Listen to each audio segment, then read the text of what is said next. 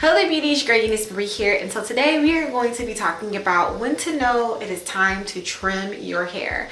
Now I have trimmed my hair a couple of times and I just noticed things personally about my own hair where I'm like, okay, it's time for me to pick up the scissors and chop some off, but I have a lot of cool little tips and ways that you can know when it's time for a trim. And I know that trimming the hair can be hard. A lot of people don't want to let go of that length, but trust me, if you trim your hair will retain a lot more length and you will see your hair a lot more healthier. Okay, so let's go ahead and get into these tips. So tip number one, how to know when it is time for a trim is when your hair knots easily.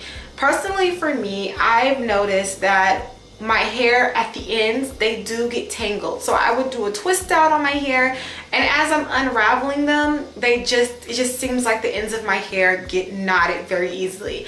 And this is why I trimmed my hair the last time, because I noticed that my ends were just kept getting caught within one another, and I was like, what is going on? It just irritated me, and that's how I knew personally that I need to trim them. So I trimmed my ends, and I now notice that when my hair is in a twist out and I take it down, the ends come apart nice and easily. There's no like knotting and me having to go in and kind of take that knot apart, or either using scissors to cut out the knot because I don't want to rip the hair. So your hair knotting easily, or just when you're doing twist outs, or the ends are just, you know, getting all wrapped up in one another, that's a telltale sign that it's time for a trim. Tip number two is thinning ends. Okay, so naturally the hair is supposed to taper down. Usually the hair is supposed to go from being thick to kind of being thin, but you want to keep an eye on that, because if your hair is like super thin towards the ends, you might want to consider cutting the hair, because that means there's a lot of damage and breakage, and so it's breaking off towards the ends, but your hair is growing out, so you're getting a lot of fullness within the top portion of your hair, but then towards the ends it's kind of straggly and just thinning. Yeah, go ahead and cut that off and start off fresh. Make it even, make it full. So thinning ends is one of the other ways you want to know that it's time, that you can know that it's time for you to go and get a trim. Also, uneven hair. Now this is an issue that I had with the middle of my head.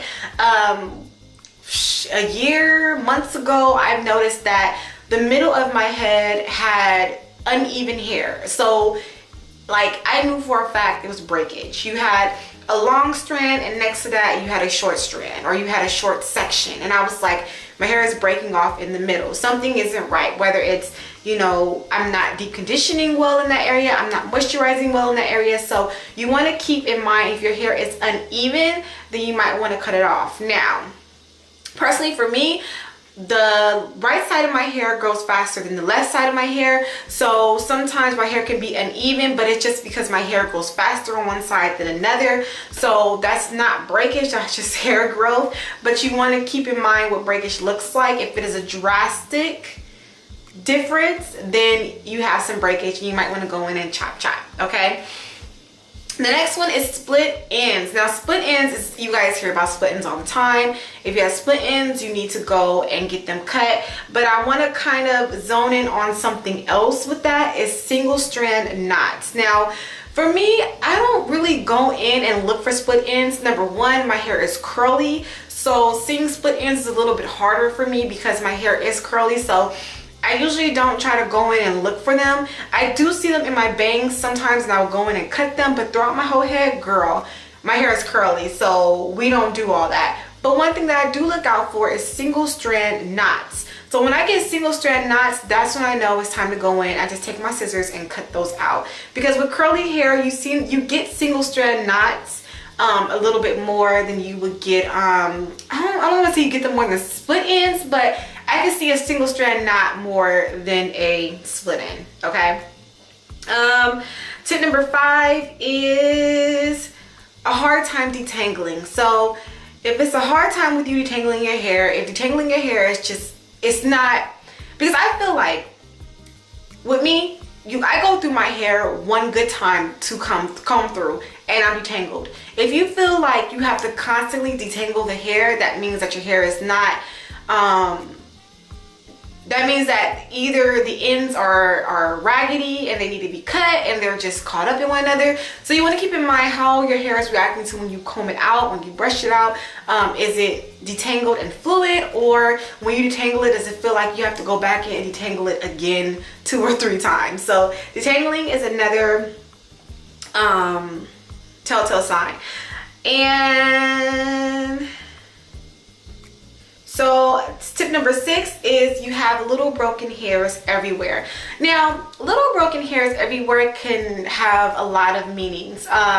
It could mean that you're not moisturizing right, or it could mean you're not deep conditioning right, but it also means that you need a trim. It just means that your hair is breaking itself off. Like you combing your hair and your hair is breaking itself off. Now, a prime example of this is my sister. If you guys seen my live video where I washed her hair, there was a lot of little broken pieces when it comes to her hair.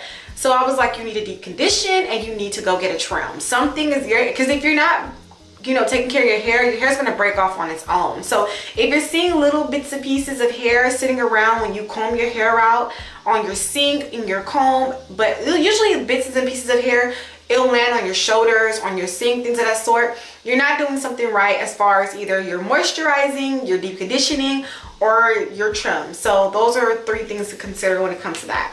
And then lastly is you haven't had a trim in forever. If you cannot remember the last time you had a trim, it's time for a trim, okay? Plain and simple. If you're like, dang, I haven't had a trim in like 3 years, then it's time for you to go get a trim. And there's a difference between a trim and a haircut, you guys, unless your hair is extremely damaged. Like, I mean, like, unless your hair is extremely damaged and it needs, like, if you processed your hair a lot and it needs to be like all taken off, that's different. But if your hair is overall healthy, you just need to get them trims. Your hair should not go from here to here, okay? Just want to let y'all know that, because a lot of times people say, oh, I went and got a trim, and they go from here to here. That's not a trim, sweetheart. That is a full-blown haircut, okay?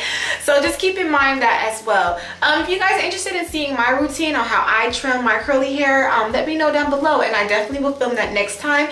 And also too, when is the last time you got a trim? I want to know, when is the last time you had a trim? And if you also have any trim tips for, you know, all of us here on this channel, including me, because I can always learn from other people. I love when you guys give me your feedback. Let me know down below. What are some trimming techniques? What are some other tips to know when it's time for a trim? Let me know down below. And when is the last time you trimmed your hair, okay? Thank you guys so much for watching. This is your girl, Euniycemari. Make sure to rate, comment, subscribe, all that fun stuff. And I will see you in a later video. Bye.